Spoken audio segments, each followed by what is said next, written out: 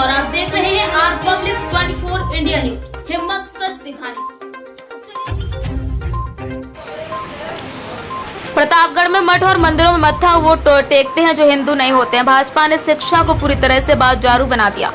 Samajwadi party सिर्फ विकास के मुद्दे पर ही चुनाव लड़ रही है। महिलाओं का मंगलसूत्र भाजपा सोना महंगा कर लूटने का प्रयास कर रही है। उक्त बातें अश्वनी सोनी समाजवादी पार्टी के जिला कोषाध्यक्ष ने एक विशेष बातचीत में व्यक्त की। हमारे पत्रकार रमेश श्रीवास्तव से और क्या कहा, आइए आपको भी दिखाते हैं। जी सर, क्या नाम है सर आपका? मेरा नाम अश्वनी सोनी। अश्वनी सोनी, आप समाजवादी पार्टी के जिला कोषाध्यक्ष हैं जी। इस समय लोकसभा चुनाव का पर्व चल रहा है। इस चुनाव में आपकी पार्टी किन किन मुद्दों को लेकर के चुनाव लड़ रही है, थोड़ा सा आपसे जानना चाहेंगे इस बारे में। हमारी पार्टी जो आधारभूत मुद्दे हैं, महंगाई, भ्रष्टाचार, मुफ्त पढ़ाई, मुफ्त दवाई, इन सब मुद्दों पे चुनाव लड़ना चाह रही है और लड़ रही है। क्योंकि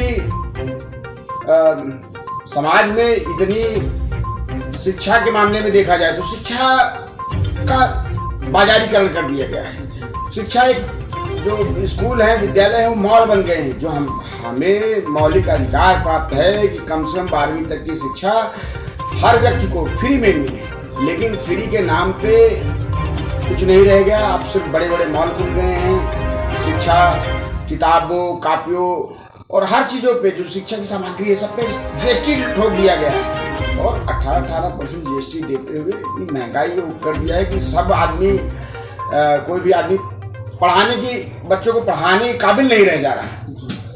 जी, एक चीज़ और देखा गया है कि जब से चुनाव का पर्व घोषित हुआ है तब से भाजपा के लोग तमाम मंदिरों में अपना मत्था टेक रहे हैं। इसके बारे में भी कुछ कहना चाहेंगे आप? देखिए, जिनको डर है कि हम हिंदू हैं या नहीं हैं वो मत्था टेकी, अन्यथा हर आदमी जो भी धर्म में विश्वास रखता है वो हर आदमी अपने घर में पूजा करता है, पाठ करता है। सुबह आप ही होंगे, हम ही हैं, सुबह उठते हैं, नहाते धोते हैं, पूजा पाठ करते हैं। वो हमारी पर्सनल चीज़ है। इसको मैं नहीं समझता हूँ ये जो दर मत्था टेकने, ये सिर्फ दिखावा कर रहे हैं, ढोंग कर रहे हैं। ये ढोंग जरूरी नहीं है। जरूरी ये है कि जो चुनाव है ये लोकतंत्र का चुनाव है। लोकतंत्र में जो मूलभूत जो जरूरतें हैं उसके लिए सरकार को चुना जाता है, तो उस पर बात होनी चाहिए। जैसे बेरोजगारी पर, बेरोजगारी का आलम क्या है? बेरोजगारी सबसे ऊंचे स्तर पर पहुंच गई है। ठीक है, अग्निवीर के नाम पे लोगों के साथ धोखा किया गया और लोगों को बताया गया हर घर में नौकरी मिल जाएगी। आज की डेट में देखिए कहीं कोई नौकरी नहीं। अग्निवीर मतलब 6 महीने जो ट्रेनिंग लेगा वो 5 साल, जो 3 साल 5 साल की ट्रेनिंग लिया है उससे कैसे लड़ेगा? हमको कोई बता दे।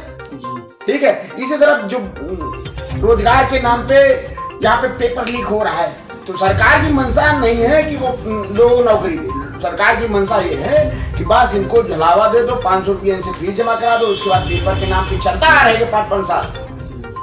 सर, एक सोशल मीडिया पे फोटो वायरल हो रही, इंदौर के एक आपकी पार्टी गठबंधन के नेता भाजपा के नेता के साथ फोटो वायरल हो रही है, तो इस पर आप क्या कहेंगे?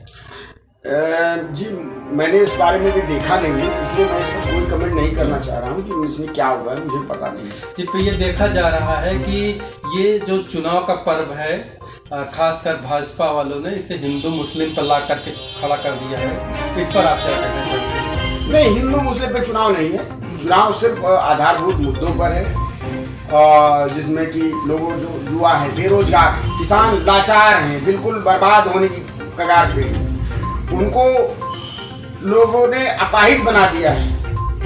अब उनके पास भाई सांड है, चढ़ जा रहे हैं। जितने की लागत है उसका आधा भी पैसा वसूल नहीं पा रहे हैं। और सरकार जब अपनी मांग रखने के लिए दिल्ली जाते हैं तो वहाँ कीलें ठोक दी जाती है। कैसा लोकतंत्र है, तो समझ से पड़े। सर, अभी 2 दिन पहले एक रैली हुई थी।